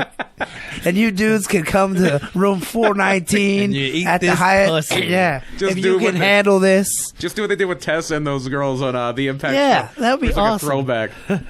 I would love that. Yeah. I think of course no one will do that. I will fuck you. Yeah. You will come in 30 seconds. Yeah, you can't last more than a minute with me on this space mountain. That would be fucking fantastic. People would love it. I would eat that up. I would buy the I fucking. really want to see that now. Yeah. I would buy the "You Can't Last 30 Seconds with Charlotte" shirt. I Yeah. would. The 60-second woman. You have never been with anyone as hot as me. You can't handle this. Oh, that'd be beautiful. The figure 4 pump chump, Yeah. and Andrade's taking Oh. steroids to fucking keep up with her. Andrade had a wellness policy. That's why Yeah. he got some Yeah, suspended. Yeah. So But he's keeping the belt though. How about that? Yeah, Heyman thought it was too soon, Yeah. apparently, to give it to Korea. So it must not be him. They must have whacked him for weed or something. Or he's banging Charlotte. Yeah, that don't hurt. That doesn't help. That doesn't hurt at all. You know what does hurt if they break up? What are you looking at time frame for your thing? It's going to be a little. All right, we'll start now. Well, before we get into that, if you want to just kind of really 100%. quickly Yeah, cover let's dive into that. the news about the earnings call. The big thing we talked about last week, business-wise, was how the two co-presidents of WWE got fired, and this week they had the earnings call. It's everything they do every 3 months, where they talk about they made this much money and this did this did that. And one of the interesting things they talked about was Vince saying that there is a potential transformative deal for the WWE Network, and they've been talking about possibly changing the model for their pay-per-view and possibly working with a content provider. Because now more than ever, they are a TV-driven business, and they make money on rights fees. And house shows are cutting. They lost $1 million in that 3 months of 2019 on house shows, so that's why they're doing less of them now. No, that's good for the wrestlers and their bodies. So Yeah. I'm okay with that. cool. And that too. the network subscribers were down 10% They're just within the Which U.S. is weird because, like, if you're a wrestling fan, unless you're like, this sucks, I ain't watching no more. Well, that's also like kind of the low point. It's like October, November, December. You have the Survivor Series, but of the big 4 tentpoles, that's the smallest one. Mm-hmm. I'm sure it's up now because of the Rumble and WrestleMania will come up. But for the first time since I think it was 2015, they were under 1 million subscribers in the U.S. Oh, wow. Worldwide, they were still like a 1.4, but it was down 10% from the 3 months before that, which would have had SummerSlam, so that makes Maybe sense. put on better pay-per-views. You could do that. Yeah, that's because there's some people that are like, man, I watched the last one, it sucked. Not that they're wrong, but whatever one, and they just like, I'm not watching the next one. You watched Hell in a Cell. Yeah, you were done. Yeah. A lot of people were done. I was like, we want your $9.99 for next month. But yeah, Vince said that there's also been a lot of interest in people wanting to buy their pay-per-view rights, and it wasn't a thing. And he went on. They pressed him. He said it was an over-the-top network, so it wouldn't be like, oh, we're going back to pay-per-view. We're going back to this, that, and the other thing. It would be maybe something similar to what UFC does, where basically what UFC did, they sold their pay-per-view business to ESPN. Yeah. And they basically get paid a set amount. If they have a really big pay-per-view, they might get a bonus for it. But all the money that you pay for a UFC pay-per-view now, it goes to ESPN. Well, what they do as well ESPN Plus, right? is ESPN Plus gets 90% of the pay-per-views. Okay. But if you have a John Jones or Conor McGregor, you're paying $60 for that. That's not going to be on ESPN Plus. Oh. No, they're still on ESPN Plus only, but they're getting cut. Like the No, I thought you had to pay for those. Like No. Not every single UFC review is free on ESPN None Plus. of them are. None of them are. So you have to pay twice? You have to pay $4.99 a month for ESPN Plus. Okay. Yeah. And then you also have to pay to buy the But they do 55 put free cards on ESPN Plus. Yeah, but they're not pay-per-views. Yeah. They're like the old fight nights. Things would be on Fight Pass. Yeah, okay. So they're putting the TV content. Yeah. Yes. But the numbered UFCs, the pay-per-views. Yeah. I don't know what the last... Well, the last was a like McGregor fight, but that doesn't matter. Yeah. But even if it was like the one with Colby Covington and Kamaru Usman, you would have to pay for that one. Yes. Like the ones that were on pay-per-view before, you're still paying the pay-per-view price, but you can't get it on your cable box. You have to buy it on ESPN. And that's why I don't subscribe to UFC as much as I used That to. sounds terrible. To be honest with you. So they wanted me to buy the UFC Fight Pass. Yeah. And they said, because you are UFC Fight Pass member, we will give you all the back content of our stuff. We will add more content from other fight promotions, and we will throw you a bone at least once or twice every month. We will give you a pay-per-view style quality on your Fight Pass. Now go buy ESPN Plus, and that's where your TV content's going to be. And we'll throw you something every now and then, but then now you're going to pay another $60 for all your pay-per-views. Yeah. So now you need to have 2 subscriptions to watch UFC. That's ridiculous. The one thing they will do is almost like a deal. ESPN Plus, if you get it for a year, I think is $50. It's like their an annual price. I have it now because of Disney Plus. You got that Disney Hulu ESPN deal? Yeah. It's a package. They have a thing where you can get a year of ESPN Plus and a UFC show for, I think it's $99.99, so you want to get like $20 off. Yeah, that's still... But yeah, that's still steep. I don't know. If they do WWE pay-per-views, the network's done. Yeah. Why would anyone have the network then? I mean, what if they it's say, cool to have the back stuff. What if they say this? What if they say that? Well, the WWE network... Now, if you turn around and you say, you are losing all your pay-per-views off the network, this is it right here. Yeah. I'm done. I'm canceling my subscription. Especially if they say takeovers aren't on the network anymore. I'm like, well, it's cool to have the back stuff, but I don't need it. I'll pay for a takeover.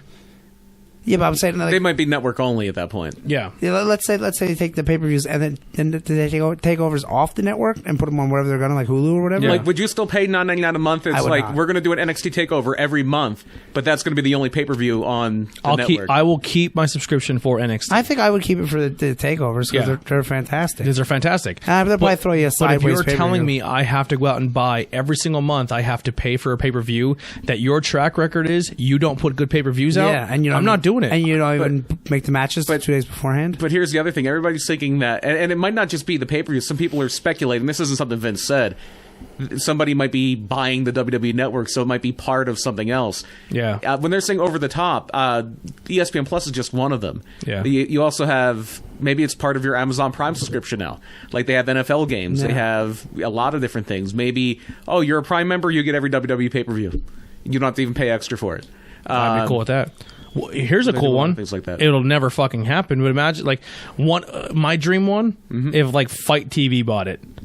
Well, WWE was actually thinking about buying Fight TV at one point, but that was to stick it to the indies. Well, if I could fucking watch on the network, I could watch all those fucking cool indie shows. I would fucking... Oh, if they went together? 100%, yeah. I don't know. If they take the pay-per-views off the network's tons. Yeah, but the internal thinking might be, we just lost 10% of our subscribers. Yeah. We've really hit a plateau. And do you think they would make more off people buying the pay-per-view? Because I know a lot of people that are like, I'm not buying fucking... They always said that... with the equivalent of in your house. A lot of people always... I wouldn't. Since the beginning, people have said that it was a mistake to put WrestleMania on there. Yeah, I can see that because WrestleMania makes... Because that was the one pay-per-view people would still pay $54, or maybe the Rumble too. So, like, you would always hear people say they should have kept WrestleMania off, or maybe they should have kept the Big Four off and just had, like, other pay-per-views. I can maybe see that, but then, like, the other pay-per-views, like, no one's going to buy that. Yeah. Nobody. Yeah, nobody's going to buy... For $50 or $60. Yeah, nobody's going to buy... Great Balls of Fire. Battleground. Yeah, Battleground. Actually, Battleground was fun. Now that they do the fucking full Survivor Series with the 3 different brands, that's cool. Yeah, but not for $60. Yeah. Yeah, if listen, I'll pay for Rumble, I'll pay for Mania, but I think in this day and age, I don't think I'm paying $60 for it. And a lot of people are so like, you gave it to everyone for $10 for so long now that they're like, I'm not paying anything more than $10 for this. Yeah, I'm gonna find a streaming site. So I mean, let's say they do take it all off the network, and then the network subscriptions go way down.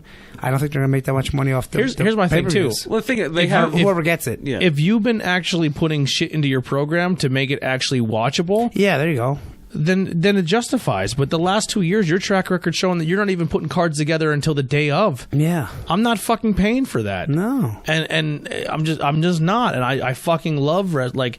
I want to watch Impact so bad, but it's hard for me to fucking watch it because it's not on. I don't pay for cable. Yeah. So I'm not going out of my way to watch Impact. I really like Impact. Everything I've been seeing online that they're doing, I'm a fan of. It's just now you're going to make it harder for me to watch WWE. I'm that type of fan that you make it a little bit more inconvenient. I'm not going to do it. But the thing with that is, it's all about, like, I guess, guaranteed income streams. Because I think I've read somewhere that WWE, because they have their people who actually maintain the framework of the network. It used to be BAM Tech, which is who does Disney Plus now. Disney actually owns them. It used to be MLB Advanced Media. I forget the company they use now, but I think WWE of that $9.99 winds up getting like $6.99 of it, and the other company gets like $3. Okay. Yeah. So at $6.99, they have about 1.4 million subscribers right now, a little under. They're basically making $10 million a month on the network, if that's their paid subscriber number. That's not enough. If somebody's coming in and saying, we're going to pay you $150 million for your pay-per-views, then they're going to make more money than if they had nobody subscribed to the network. I paid $20 a month for the network. Yeah, the network is underpriced, I think. And they also said the other thing about this is that it's going to be... it could be soon if this happens. What if they do that tier thing again? Like, hey, they've been talking about that for years. Yeah. Like, you can keep your $9.99, you can have all the backlog, but if you want the 4 major pay-per-views, you got to bump your subscription up to $15 or $20 a month. Yeah, I think if you had $9.99 and you just got everything, like pay-per-views maybe 2 weeks later or something like that. You get the Saudi shows that nobody wants. Yeah, the Saudi shows, NXT UK paper takeovers. And while you're there, you should make it, if I'm paying $20 a month for your subscription, or even if I'm part of your subscription, I should get a code that I put into my fucking shop network and stop paying fucking $30 a t-shirt. Yeah, you get a discount. Yeah, that's fucking crazy. $30 for a t-shirt. I won't buy them until they go on sale. Yeah, they do a lot of sales too, though. And there's so many good sales. Like, well, yeah, buy one get one free, but stop fucking. Like, you're only doing that because your shit's so fucking high. Go shop at Tornado Tag Podcast. Search at teespring.com. We're only $15. You get 2 shirts for the price of one. You get 2 shirts for what you get for one WWE, and then you can help us get a laptop. And actually, I should have said this at the beginning, but my goal is I want to get this new laptop, and I want to make this a live stream again. Like, I want you to be able to find us on Mixer or Twitch or YouTube Live or Facebook Live. Like, that's my goal. But the other thing, too, is if this happens, it could happen quickly. Apparently, they're in discussions with somebody, and it could happen this quarter. This could happen before WrestleMania. Not saying WrestleMania won't be on the network, but maybe this might be the last. This might be the last WrestleMania, or even the last pay-per-view that's on the network. Well, then you better start stepping your pay-per-views up, kids, because you're not going to get people to come over. What was that last one before Royal Rumble? TLC. TLC. Where they announced 2 matches. Hell in a Cell. They announced. Hell in a Cell. They only announced like 2 matches. Who the hell? And then they got that shit main event. Like, imagine if you paid $60 for that. Oh, you'd be like, I'm fucking done. Never again. And they ended it in a fucking DQ. Yeah. Or a fucking you'd no be so contest. pissed. Yeah. Horrible. All right. So That's why the network's down, because the product's down. Yeah. Make the product good, and it's awesome. Hey, you better get that network. Them shows are awesome. Yep. Oh, okay. Right. And how about putting Raw and SmackDown on? Maybe. How about the next day? That would be amazing as well. That's something they have to fight with Fox and Yeah, USA. but they put NXT on the next day. I'm sure USA, You know? like, that's okay with USA. Yeah. And But what does Fox do with it? Because I mean, it does go on it's Hulu. just that then. they're like, if Fox gets money for that. Do they? Yeah, I think they sold their share in Hulu. That's right. Disney owns pretty much all of it now. Yeah, it's weird how that works. Yeah. But that deal might not be around the next time. Yeah. So, topic tonight. Yeah. Go So ahead. I'll kind of set it up here for you. So we're going to do a topic. Topics are going to be themed this month. So in honor of Black History Month, we are going to select superstars that are African American superstars who we enjoy or maybe have some cool backstory. Mm-hmm. Brian has a really cool history one tonight that you're going to learn a lot of cool things about. And Brian, go ahead. Yeah, because when you first brought that up, I'm like, oh, Booker T, because I love Booker That's T. what we probably all thought. Yeah. Oh, everybody likes Booker T, though. Yeah. because Booker T's on the table. Just put it on there. I don't know anyone who doesn't like Booker T is amazing. I Yeah. love that guy. I even liked him as an announcer a little bit because he's so over the top. Yeah. He reminded me like an old school D-Bra, announcer. my boy He's in D-Bra. my face. When he would always say that he could tell the Tucson cars apart because of his boot. Yeah. He had a little mark on his boot. I love that guy. But it was like, that's like, okay, it's like if you're I'm going to get into baseball now. I like the Yankees. Yeah. I'm going to get into football. I like the Patriots. Yeah, it's the easy choice. So I'm going with a pioneer, and this is going to be about Bearcat Wright. Oh, not Big Cat, Ernie Ladd. Not Ernie Ladd. Ernie Ladd plays a part in this. Oh, but, how about that? But this is about Bearcat Wright. Who I don't know. I know nothing about. He predated I Ernie Ladd. And what made me think of it, because I was thinking, okay, Nat Booker's too big, I think. And then I'm like, Ron Simmons? Yeah, that's a good one. And because a lot of people, like, if you ask anybody who was the first black world heavyweight champion, You gotta say Ron Simmons. and maybe he wasn't. Yeah. It depends on what you consider a world title. A lot of historians will say it was Bearcat Wright. And he was born Ed Wright. His father was a professional boxer, Bearcat Wright, and then he started boxing too as Bearcat Wright Jr. He's a big guy. Bearcat Wright Jr. He's a big guy. He was born in January 13th, 1932. He's from Omaha, Nebraska, but he was always billed in wrestling as being from Kingston, Jamaica. And why not? why not?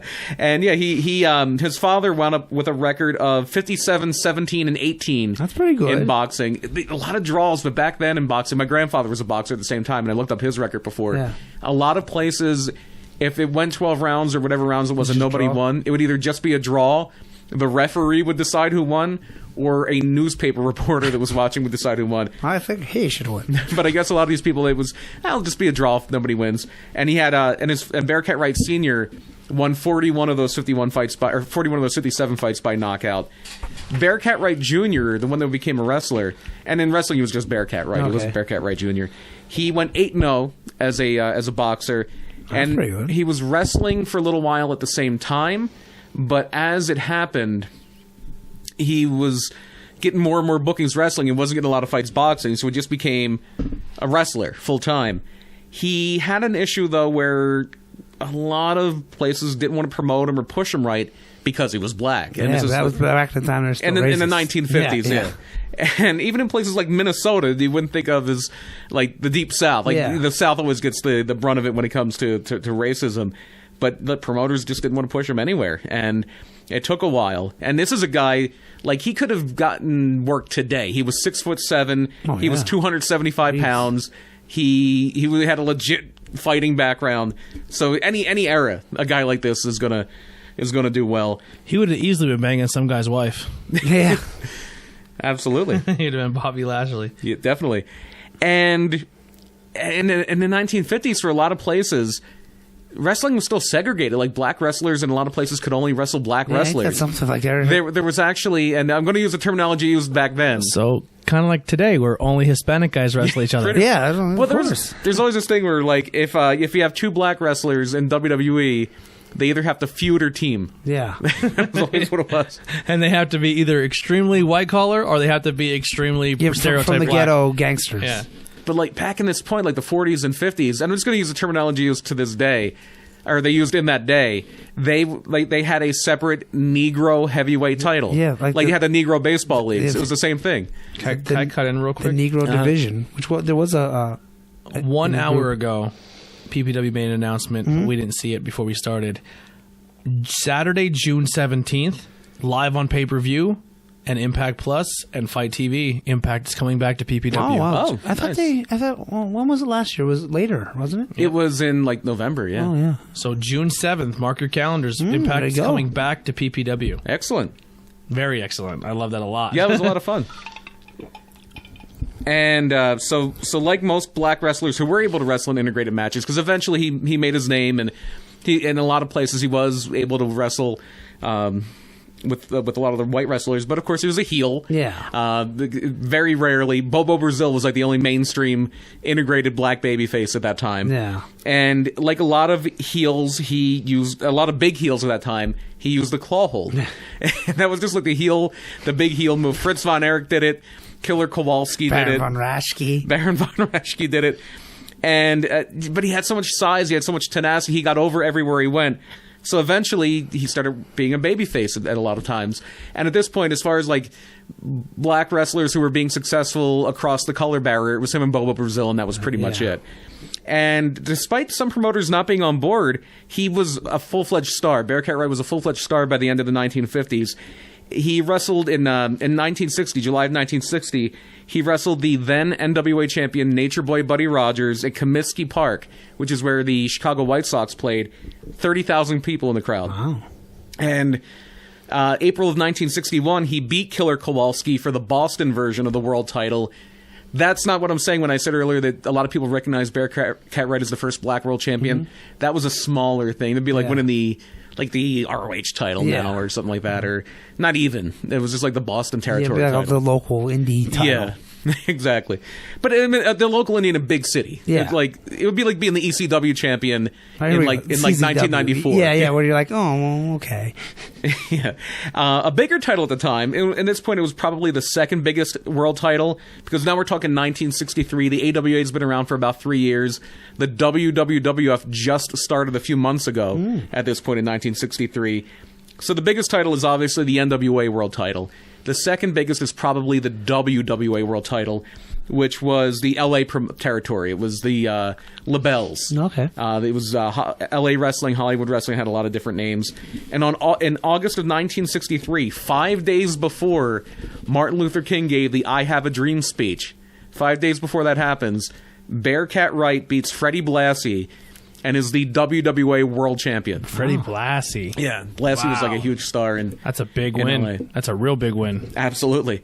And this is something where now people will, like a lot of historians say, that is the first black world heavyweight champion right there. Because it would be like winning the AEW title now. Yeah. Later that year, because Bearcat Wright wasn't a stranger to controversy. There were a lot of people who didn't like him for whatever reason. Because he's black? Probably. Some of them probably, but he got a reputation also for being difficult to work with. Oh, and that's not good. And that might have also been because he's black. Yeah. Like, if you and unfortunately, and this isn't, and some places to this day, if you're black and you dare to have an opinion on something, how dare you you might be classified as uppity, or something like that. So it could be that, you're taking people's recollections of him. So, but this all happened, and he kind of went into business for himself here. Later that year, Bearcat Wright in December was asked to drop the title to Edouard Carpentier, and he refused to do it. He's like, nope. Is he the French? No, that was Maurice Tillet. Yeah. Carpentier was a smaller guy. I think he was from like Quebec. He did a lot of aerial stuff, but he was like he was tiny, but he was built. Yeah. It was like, did you ever see Kevin Sullivan before when he was like a jacked, bodybuilder? Yeah, he looked like that. And he was a guy that, I don't know if he really did, but they would bill him as a guy who discovered Andre. Oh, okay. But he was a big star back then. And the compromise, Bearcat Wright said, okay, I won't lose it to Carpentier, but I'll lose it to Blassie. And so they have the match, and Bearcat Wright cinches up on a cradle and pins him. So he shot on Blassie. He didn't hurt him. Yeah. There was always a rumor he hit him in a bad kidney or something like that, but I think he just rolled him up. Yeah. And he was a lot bigger than Blassie, so he wasn't getting out of that cradle at 1, 2, 3. And so he stays around. I guess he doesn't quit the company or anything. And the next night, or the next show, They're in this little small building, and it's Bearcat Wright against the Hangman. Not Adam Page. Not Adam Page. Bad timing on that one. The black guy fighting. Yeah, that's What year was it? 63. Oh well, I guess no one made the connection then. Yeah. You know, 1963 can still beat your wife. You know. Yeah. But Bearcat gets in the ring and he sees the Hangman. Hangman's wearing a mask. He's a mask guy. And the guy's a lot shorter than Bearcat. He's like barely 6 feet tall. Bearcat's probably got a good 50, 60 pounds on him. But he looks at him and he realizes that the Hangman is Judo Gene LaBelle. Yeah. And even though he's a boxer, even though he's a big guy, you didn't fuck with Judo Gene LaBelle. That's a guy. He was Ronda Rousey's trainer. Yeah. He taught Ronda judo. Was he always the Hangman, or they just put him in the mask? No. It was just him in a mask. It was like when they made Fabulous Moolah Spider Lady, and she screwed over Wendy Richter. Mr. America. Yeah, he was the policeman. They used to call. He was a guy like you're losing this title tonight, whether you want to or not. Yeah, he'll beat the shit out of you. They probably figured he'll get the belt off him. Yeah. So you won't cinch one up on him. Oh no. There's a story. This is kind of getting off the beaten path here, and nobody has ever said this is 100% true, but a lot of people believe it, and I guess there were a lot of witnesses, where Steven Seagal, this is in the 80s, so Judo Gene LaBelle is older at this point. And he did a lot of like stunt work and stuff in Hollywood. And Seagal was supposedly like saying, "Oh, that judo stuff doesn't work." He's like kind of talking shit about judo. He's like, I'll get you down and I'll choke you out. And he's like, I'd like to see it. They all exchanging words. And the rumor is that he got Steven Seagal down, he choked him out, and Steven Seagal shit his pants. That's funny. Probably. Brad Pitt beat up Bruce Lee. Did you finally watch that movie? But yeah, so Bearcat wanted no part of Gene LaBelle. He got out of there. He just walked out of the ring. He didn't wrestle. Nope. He's like, nope, I'm done. And he went to Phoenix, Arizona, and that was it for Bearcat Wright as champion. So he stripped him. Yeah, the next night they had billed Bearcat and Edouard Carpentier. And could you imagine if like Header's booked to wrestle somebody and gets in the ring and just goes, no, just leave. Yeah, with the belt. Well, I guess you leave the belt, but yeah. And the fans are like, what the fuck is happening? Yeah, the next night they billed Bearcat and Edouard Carpentier, and they said that Carpentier won by forfeit. So he wound up winning the title by forfeit. Oh, jeez. He didn't show up again? Well, yeah, he went. He skipped town. Did he take the belt with him, or doesn't it say? No, I don't think he took the belt with him. He just got out of the ring and left. and he went to Arizona. He did come back later, though. We'll get into that later. But there was even more problems. So he was no stranger to controversy elsewhere. And this is like kind of more the noble side. In Ohio, for a while, they still had wrestling like, okay, black people wrestle black people, white people wrestle white people. He refused to wrestle until they integrated wrestling in Ohio, and he got suspended for a little bit. Wow. And he had to go to other places. And after the Blassie incident, that reputation started to grow, but like a lot of people think, okay, he was known as like a smart guy too, so it's like an intelligent black guy standing up for himself. Of course, everybody would say, oh, he's a problem. Yeah. But I mean, and he wasn't afraid to go into business for himself, but that happened a lot more back then. That doesn't really happen a lot now. No. He would wind up back in L.A. for a little bit. He was never there long. He was in San Francisco, which was the neighboring territory. Roy Shire was the promoter there. He spent a lot of time in the mid-'60s in Australia for their version of World Championship Wrestling, not the WCWF now, although it's where that name came from, because the Australian WCW was owned by Jim Barnett. My boy. Oh, my boy. Jim Z. The late Tom Zig, he had the best Jim Barnett version. But Jim Barnett, and at this point, this Australian WCW, they had TV across the country on, it was called Channel 9. It was probably the biggest territory in the world. Wow. Like, they were huge across all of Australia. And he was their champion. He was the they called it the IWA title there, even though the company was called World Championship Wrestling. He won their title once in 1966, another time in 67.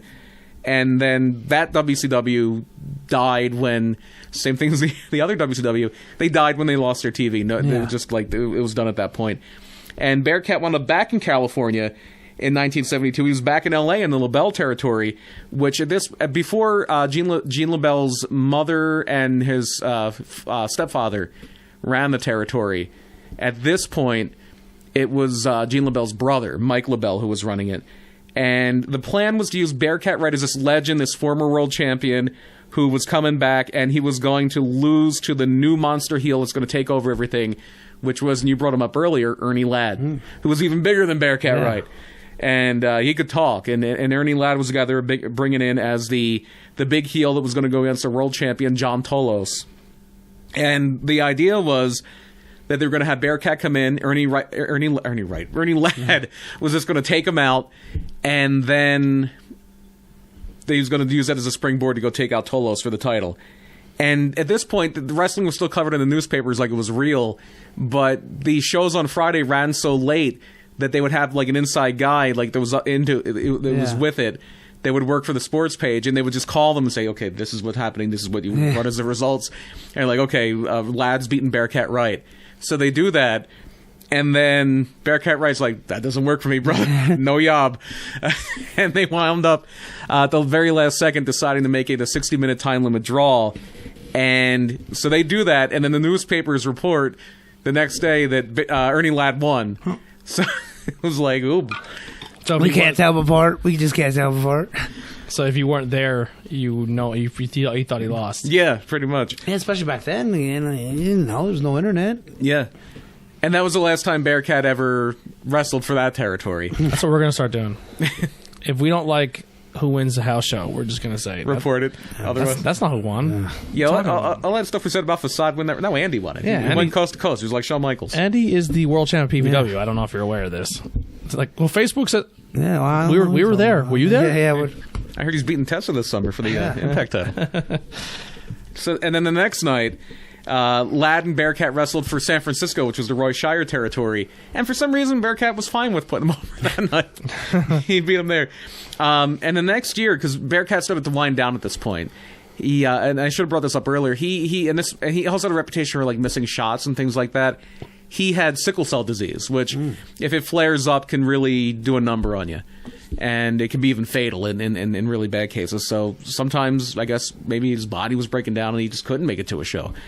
And in 1973, in the October 1973 edition of Inside Wrestling magazine, Bill Apter wrote that Bearcat Wright had died.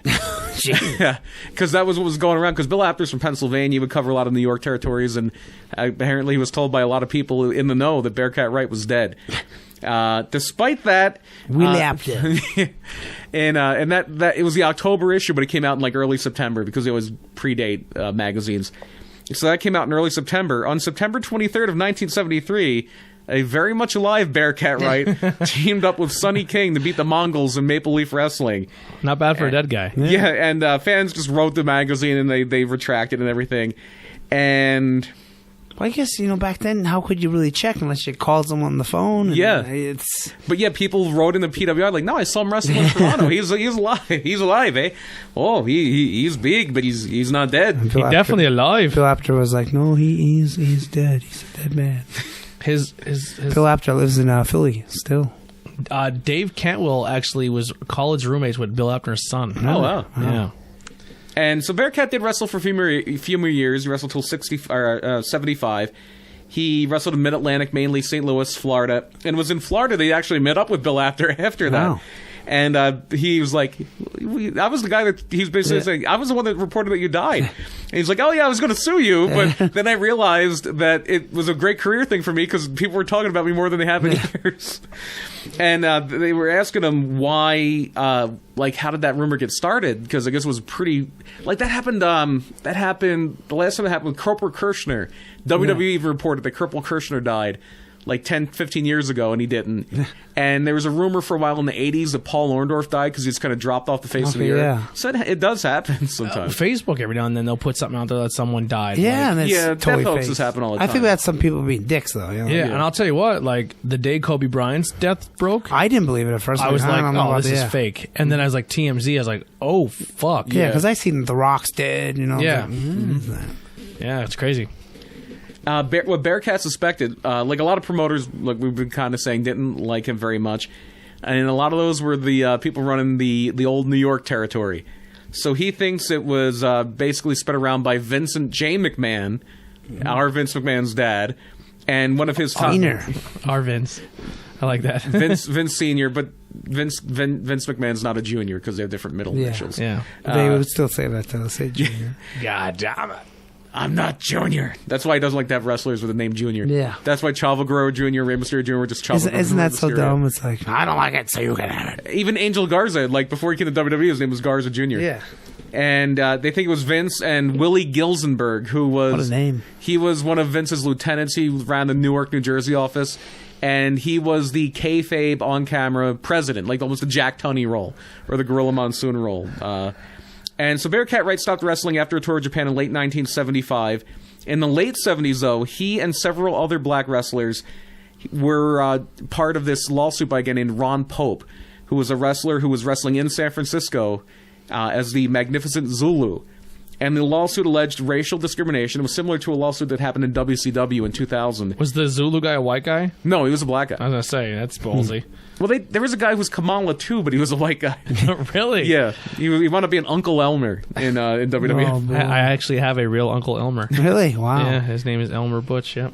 So the lawsuit said there was racial discrimination in pay.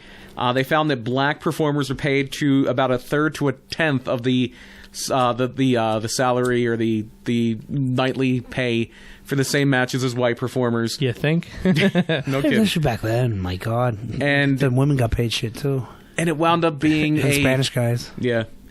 It wound up being like a full-scale investigation. The California State Athletic Commission just went into a full investigation on this, and Bearcat Wright and these guys testified, and this is kayfabe land now, 1970, late 70s. They testified in court that no, this is all predetermined. And it wound up, a lot of things happened. They wound up, the State Athletic Commission banned blading. They suspended Roy Shire, the promoter's license, for a while. Ban that in Pennsylvania now. Yeah. And their show, the San Francisco Territories TV show, was called Big Time Wrestling. For a little bit in the late 70s, they had to put a disclaimer on in the very beginning of the show. It said, the following wrestling exhibitions are for entertainment purposes only. The winners and losers have been selected in advance by the promoters. Oh, my God. Jesus. Boy, does that get you in the mood for wrestling. Yeah. And then Bearcat Wright, unfortunately, did succumb to sickle cell disease in 1982. Wow. And he was only 50 years old. And he kind of got forgotten. Like, the only people from that era that would get remembered would be guys like Blassie, who had big careers later in, like, WWF, or people who were long-term champions, like Dory Funk Jr., people like that. But history's kind of getting back to recognize him now. In 2017, he was inducted into the Legacy wing of the WWE Hall of Fame. And Meltzer does an Observer Hall of Fame that's voted on by wrestlers and old wrestlers, historians. It's probably the closest thing, even though it's Meltzer's thing, and it's not a physical thing too. It's probably the closest thing that wrestling has to a Hall of Fame that's run like the Baseball Hall of Fame or something like that, where there's a vote. It's not just Vince picking guys. Yeah. And he got in this year, and he got the most votes of anybody that was on the ballot as far as historians. So people are starting to come around now and recognizing the impact he had. And now here we are on Tornado Tag Podcast talking about it. Yeah. Is there anything else about That's a guy that I was not familiar with at all. That's a cool story. Pretty much a story, yeah. A lot of big things happening. I couldn't imagine being a black guy wrestling back then. I mean, you're a black guy just living. You had it tough. Yeah, I wouldn't even want to be black at all. Yeah. I think I wouldn't even be black today. That was the old, I always saw the Chris Rock line. He had, it was one of his earlier specials. He was like, there isn't a white person in this arena that would change places with me, and I'm rich. That's funny. Yeah, it's true. So next week, I'm going to cover Ember Moon. All right. I am a huge fan of hers, but don't really know much. So hopefully I can... What was her name? Athena. Athena, yeah. I was gonna say, it's a god or a crystal. So I'm hoping to learn more and then maybe teach you guys or show you guys something that maybe I learned that you can take about yourself.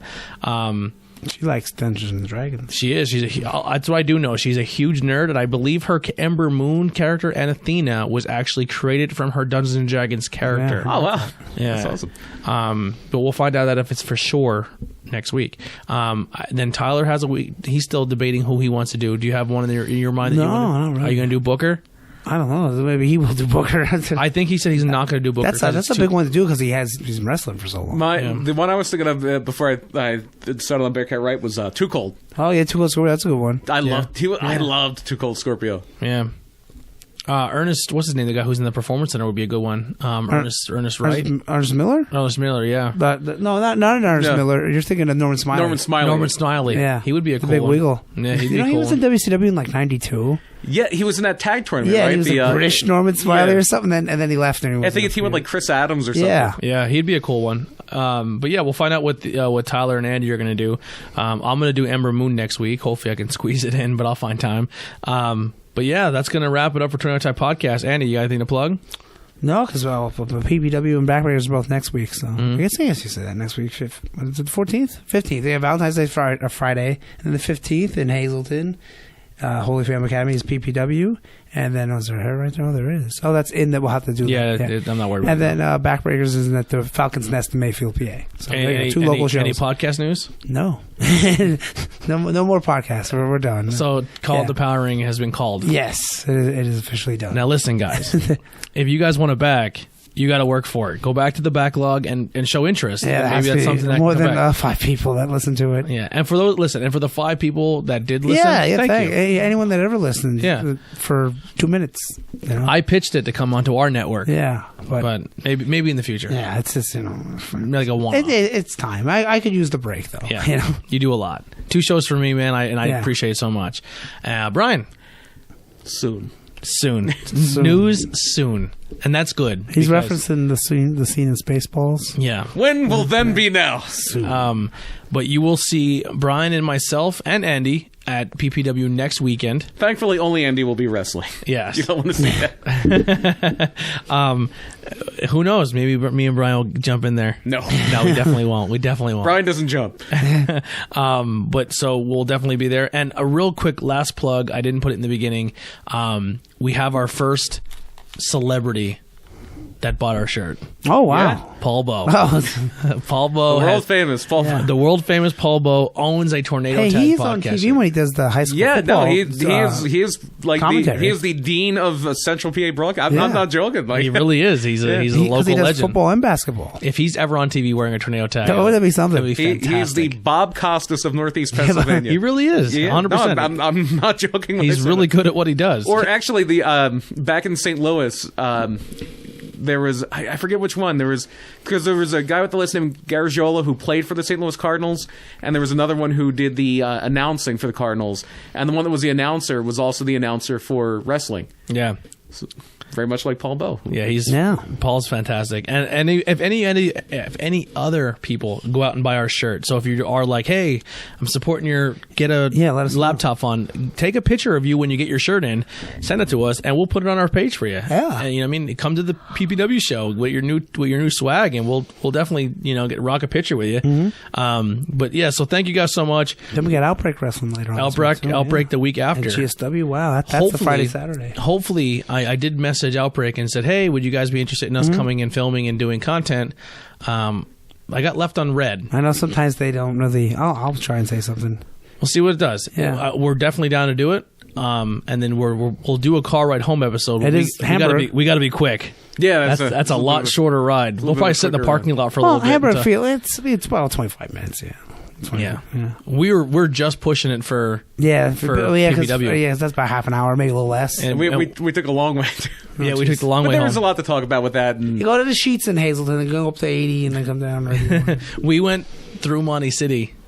Oh, geez. And then through Frackville. Oh, God. that ride home podcast was like an hour almost. But it was a good one. Yeah. It was very good. I love the ride homes. They're so much fun. Just sit in Sonic and get something to eat. And then, Yeah. Well, they're usually closed by that time. yeah, but I never go to Sonic because they close at like 10. They might even close at 9. I fucking love Sonic too. Yeah, and I haven't been to Sonic in years. Yeah. It's funny, like where I grew up, right outside of Philly, we would get commercials for Sonic, especially during wrestling.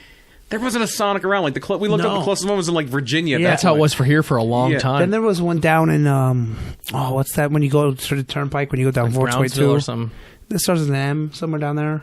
Not sure. And Yeah, that was the first one in the area. I guess it got so built up in my head when I lived in New Jersey. Sonic finally came to New Jersey, and I went to one near Teterboro Airport in Hasbrook Heights. There was so much hype about Sonic, the line was down toward the airport. We waited in line for like a half hour. I love their and it was food. like, no, it's fast food. Yeah. It's all right. Yeah, It's so greasy and gross, Morgantown but I was love the it. first one around. Yeah, man. I think it's fantastic. But that'll wrap up for Tornado Tech Podcast. Once again, if you guys are watching this on YouTube, please help us out. Yeah, if you made it this far. Yeah, if you made it this far, there is I'm telling you, there's a process to this. You click, it's right there. There's a process to this video part now.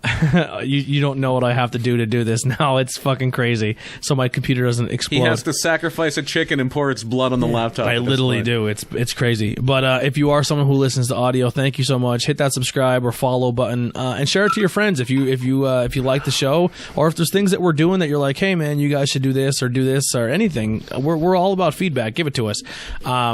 And give us your lashings. We'll promise we will take it way better than Cody Rhodes did. I promise. That'll do it for Tornado Tech Podcast. Here is some no rain checks. Boom.